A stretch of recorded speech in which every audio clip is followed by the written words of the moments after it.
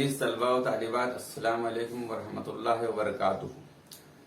इससे पहले सबक में हमने ज़मीन की अंदरूनी हलचल से मुताल्लिक मालूमात हासिल की। अंदरूनी हरकत की वजह से ज़मीन की मुख्तलिफ शक्लें वजूद में आती है। आप बता सकते हो बच्चों कि वो शक्लें कौन सी है?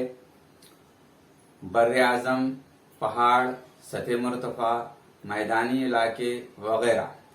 सतह ज़मीन के अवामिल की वजह से ज़मीन की शक्लों का बनना और बिगड़ना मुतवातिर होता रहता है। इस सबक में हम बैरूनी अवामिल और इससे वजूद में आने वाली ज़मीनी शक्लों का मुतालिया करेंगे। सतह ज़मीन पर सरगर्म रहने वाली मुख्तलिफ ताकतों की वजह से बैरूनी अवामिल वकू पजीर होते हैं, जिसमें शमसी तवानाई, कशिश शक्ल और सतह ज़मीन पर बहने वाली अशिया से मुंसलिक मुतहर्रिक ताकतों का अहम किरदार होता है।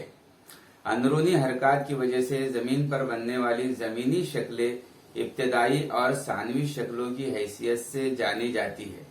मसलन बर-ए-आज़म, पहाड़, सतह मुर्तफा, मैदानी इलाके वगैरह।